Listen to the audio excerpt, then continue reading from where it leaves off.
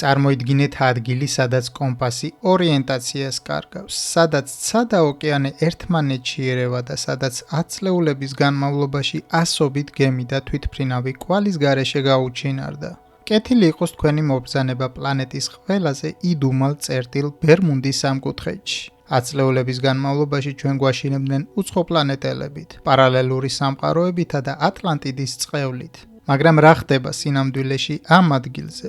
იქამდე სანამ უშუალოდ ფაქტებზე გადავალთ, დაეხმარეთ არხს განვითარებაში, მოიწონეთ ვიდეო და გამომიწერეთ. მე გიორგი ვარ, თქვენ უყურებთ ფაქტომატს და დღეს გესაუბრებით 20 საინტერესო მითსა თუ რეალობაზე ბერმუნდის სამკუთხედის შესახებ. რა თქმა უნდა, ფაქტებით.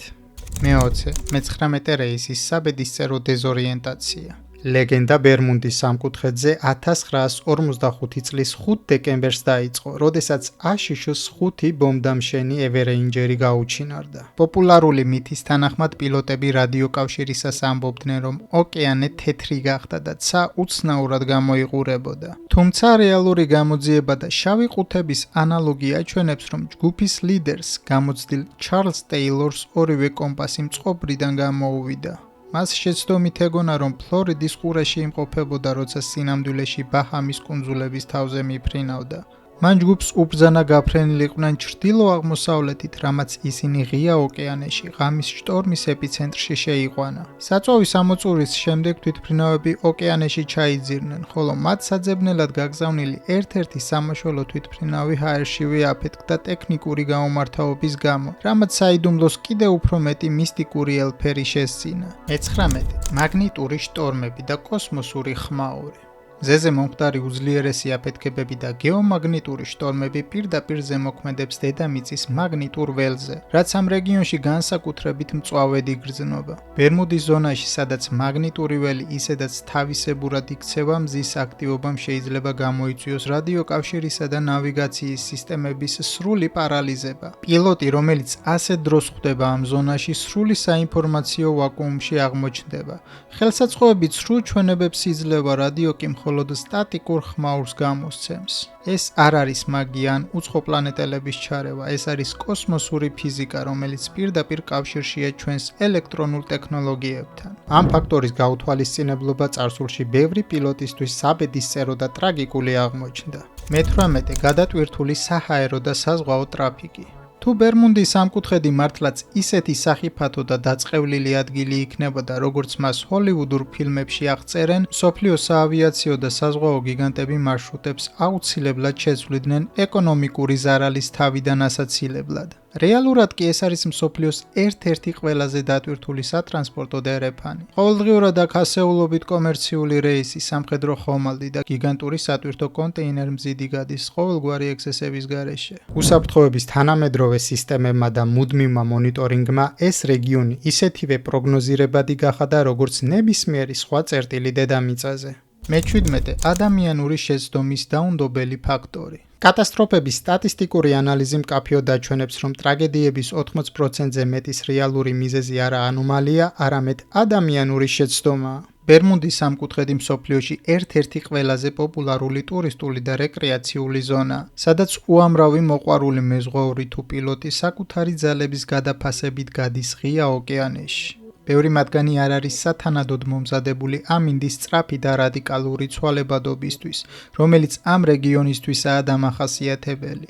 ელემენტარული გამოუცდელობა, ნავიგაციის წესების უგულებელყოფა და ტექნიკური გაუმართავობა ხშირად ხდება ფატალური შედეგის მიზეზი, რასაც შეშინებული გადარჩენილები ან მედია მოგვიანებით სამკუთხედის მისტიკურ წყევლას მიაწერენ ხოლმე. მე-16 ბიმინის გზა და ატლანტიდის ილუზია. 1968 წელს ბიმინის კუნძულთან წყლის ქვეშ მყინვარებმა აღმოაჩინეს იდეალურად სწორი, მართკუთხა ქვებისგან შემდგარი სტრუქტურა, რომელიც გზას ჰგავდა. მისტიკოსებმა და ეზოთერიკოსებმა ის მომენტალურად დაკარგული ატლანტიდის ნაწილად გამოაცხადეს და ამტკიცებდნენ, რომ ეს უძველესი ცივილიზაციის კვალია. თუმცა სერიოზულმა გეოლოგიურმა კვლევამ და ქვების სტრუქტურის ლაბორატორიულმა ანალიზმა აჩვენა, რომ ეს ეგრეთ წოდებული ბიჩროკია. ბუნებამ შექმნა საოცარი ოპტიკური ილუზია, რომელიც ადამიანის მიერ აშენებულ ხელოვნურ გზას ჰგავს.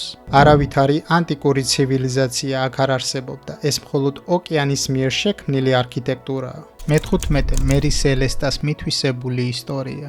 ხშირად ბერმუნდის სამკუთხედის მსხვერპლად და ერთ-ერთ მთავარ მტკიცებულებად მოიხსენიებენ გემ მერი სელესტას შემთხვევას, რომელიც 1872 წელს ეკიპაჟის გარეშე იპოვეს. გემზე ყველაფერი ხელუხლებელი იყო, მათ შორის საკვები და პირადი ნივთები, მაგრამ ხალხი გაუგებარი მიზეზით გამქრალიყო. თუმცა ისტორიული სიმართლე და საარქივო ჩანაწერები აჩვენებს, რომ ეს გემი ატლანტის ოკეანის სულ სხვა მხარეს, აზორის კუნძულებთან პორტუგალიის სანაპიროებთან ახლოს აღმოაჩინეს. ეს არის თვალსაჩინო მაგალითი იმისა, თუ როგორ იპარავს და ითვისებს ბერმუდის მითი სხვადასხვა დროსა და ადგილას მომხდარ ტრაგედიებს. მე-14 რადიკალური და სახიფათო ფსკერის ტოპოგრაფია. ბერმუდის სამკუთხედის რეგიონში ოკეანის ფსკერი ერთ-ერთი ყველაზე რთული და სახიფათოა მთელს მსოფლიოში. აქ წყალქვეშა რელიეფი მკვეთრად და მოულოდნელად იცვლება. შედარებით არაღრმა შელფიდან ის გადადის პუერტო-რიკოს ღარში, რომელიც 8 კილომეტრზე მეტი სიღრმისაა.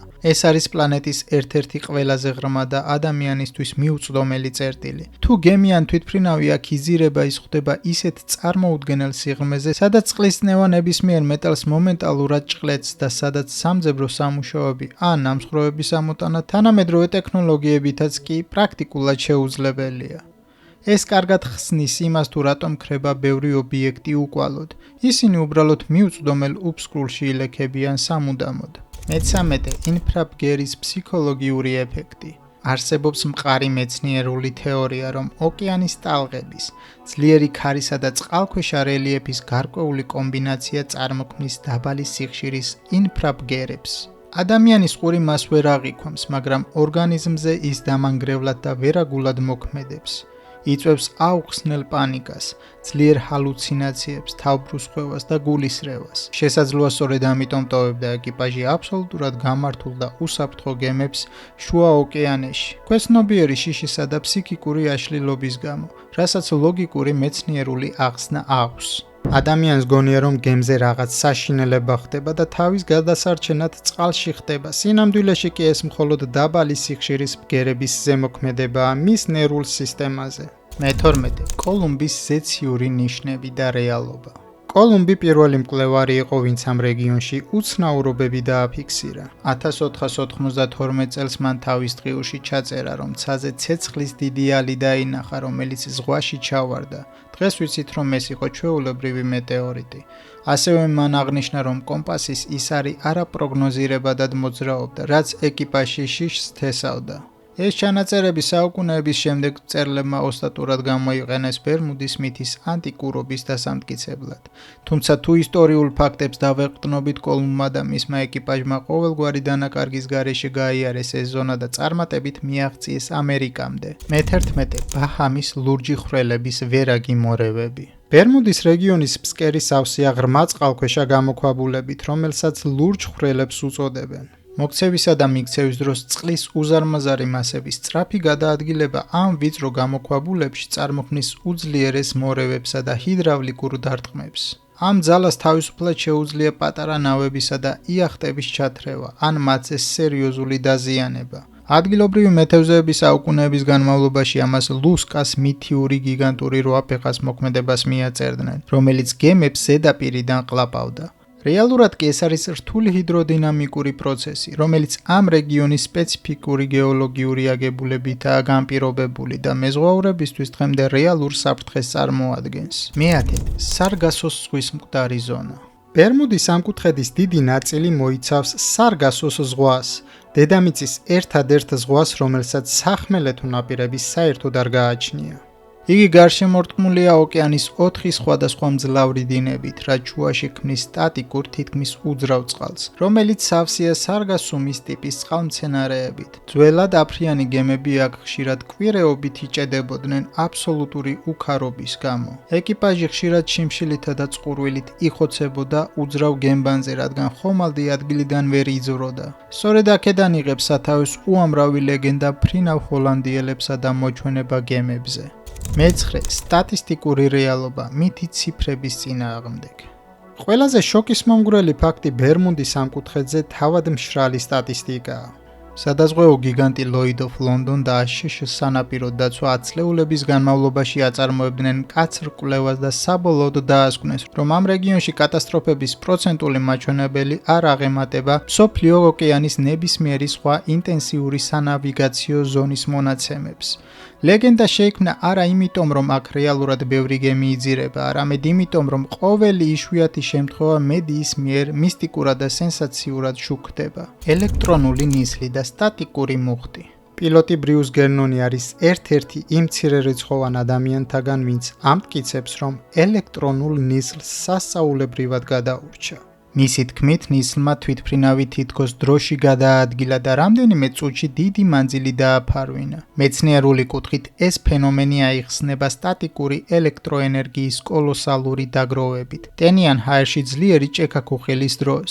ასეთმა მძლავრმა ელექტრომაგნიტურმა მუხტმა შეიძლება გამოიწვიოს თვითმფრინავის ყველა ელექტრონული ხელსაწყოს გათიშვა, კომპასების დაზიანება და პილოტისთვის ვიზუალური ილუზიების შექმნა. ეს იწვევს სრულ დეზორიენტაციას, რის გამოც პილოტებს გონია, რომ სივრცე და დრო შეიცვალა, სინამდვილეში კი ის უბრალოდ კარგავს კონტროლს რეალობასა და თვითმფრინავის მართვაზე. მეშვიდე ჰექსაგონალური საჰაერო ბომბების აფეთქება. თანამედროვე სატელიტურმა დაკვირვებებმა ბერმუნდის თავზე უცნაური ფორმის ღრუბლები დააფიქსირა, რომელთა დიამეტრი 30-დან 80 კილომეტრამდეა. მეტეოროლოგები ვარაუდობენ, რომ ეს არის საჰაერო ბომბები, იშვიათი ატმოსფერული მოვლენა, რომლის დროსაც ცივი ჰაერის მასები წარმოუდგენელი ძალით ქვემოთ ენარცხება ოკეანეს 270 კმ/სთ სიჩქარით. ეს ჰაერის ნაკადი იმდენად ძლიერია, რომ მას თვითმფრინავის ჰაერშივე დამსხვრევა და გემების წამიერი გადაყირავება შეუძლია. ასეთი მიკროაფეთქებები ქმნიან 14 მეტრიან ტალღებს და უცბად ტურბულენტობას, რომელიც ყოველგვარი წინასწარი ნიშნების გარეშე ჩნდება მოწმენდილ ცაზეც კი, რაც პილოტებისთვის ნამდვილ და უხილავ სიკვდილის ხაფანგს წარმოადგენს ღია ოკეანეში. მეექვსე, გულფსტრიმის დაუნდობელი ოკეანის მდინარე. ბერმუნდის რეგიონში გადის გოლფსტრიმი, დედამიწის ერთ-ერთი უმძლავრესი თბილი დინება, რომელიც ნამდვილ ოკეანის მდინარეს წარმოადგენს. მისი სიჩქარე საათში 9 კილომეტრს აღწევს, რაც ოკეანის პირობებისთვის ძალიან მაღალი მაჩვენებელია. თუ თვითმფრინავი ამ მცირე გემი წყალზე ავარიულად დაეშვა, გოლფსტრიმი ნამსხვრევებსა და გადარჩენილებს სულ რაღაც წუთებში აქრობს კატასტროფის ადგილიდან. სწორედ ამიტომ ვერ პოულობდნენ სამძებრო ჯგუფები ვერაფერს იმ კონკრეტულ ადგილებში, საიდანაც ბოლო რადიო სიგნალი მოვიდა. დინება ნამსხვრევებს სწრაფად ჩრდილოეთით ღრმა ოკეანისკენ მიაქანებდა, სანამ მაშველები დანიშნულების ადგილზე მივიდოდნენ. ეს ბუნებრივი დასუფთავების მექანიზმი მის გაუჩინარების შესახებ კიდევ უფრო ამყარებდა საზოგადოების თვალში. მეხუთე, აგონიური ხაზი და კომპასის ღალატი. ბერმუდის სამკუთხედი არის ერთ-ერთი იმ იშვიათი წერტილებიდან დედამიწაზე, სადაც ეგრეთ წოდებული აგონური ხაზი გადის.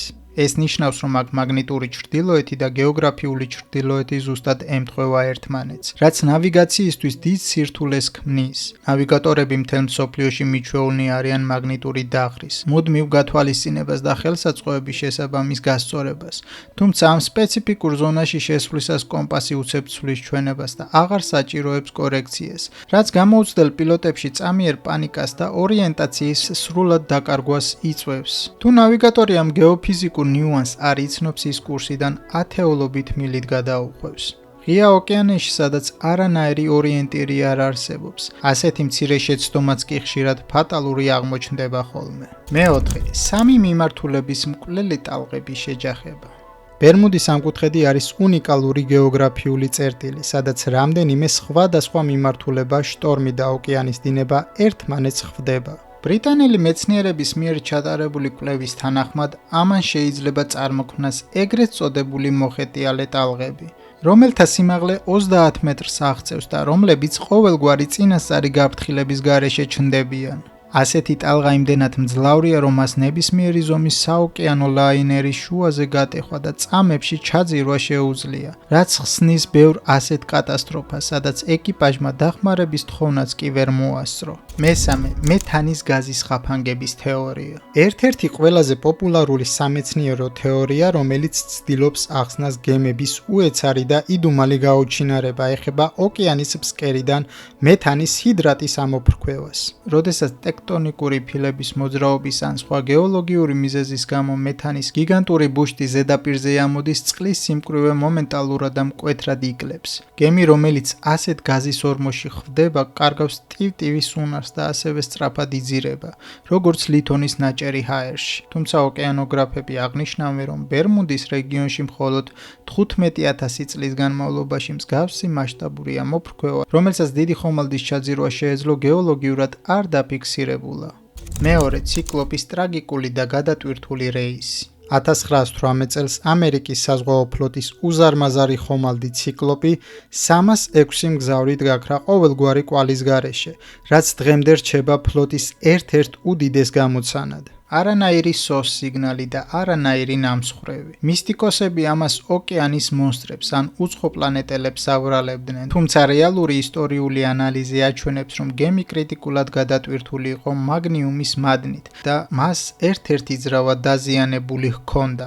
იმ პერიოდში რეგიონში მოულოდნელი და ძალიან ძლიერი შტორმი დაფიქსირდა. სავარაუდოდ მძიმე ტვირთმა გემს სტაბილურობა დაუკარგა და ის წამებში გადაყირავდა. ასეთ დროს ეკიპაჟს ფიზიკურად არ ჰქონდა დრო რადიო სიგნალის გაგზავნისთვის, ხოლო მძიმე მეტალის გემი სწრაფად მიექანებოდა 8 კილომეტრიანი ფსკერისკენ, სადაც ის სამუდამოდ გაუჩინარდა.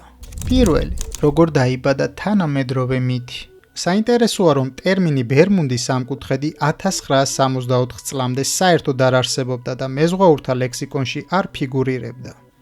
ის პირველად ვინსენტ გადისმა გამოიყენა პოპულარულ ჟურნალში Argos-ი, სადაც მან ერთმანეთთან სრულიად დაუკავშირებელი სხვადასხვა წლებში მომხდარი კატასტროფები ხელოვნურად გააერთიანა ერთ გეოგრაფიულ ზონაში. გადისმა ამ ყველაფერს მისტიკური და ეშმაკისეული ელფერი მისცა, რათა მკითხველის ყურადღება მიეპყრო. ანუ სამკუთხედი როგორც გლობალური ფენომენი. სულ რაღაც 60 წლისა და ის არის წარმატებული მარკეტინგული გათვლისა და მწერლების ფანტაზიის პროდუქტი, რომელმაც ჩვეულებრივი ბუნებრივი მოვლენები მსოფლიო მასშტაბის ლეგენდად აქცია. ბერმუდის სამკუთხედი არ არის ზებუნებრივი ძალების სათამაშო მოედანი. ეს არის ადგილი, სადაც ბუნების რთული კანონები, ოკეანის ენერგია და ადამიანური შეცდომები ერთ წერტილში იკვეთება.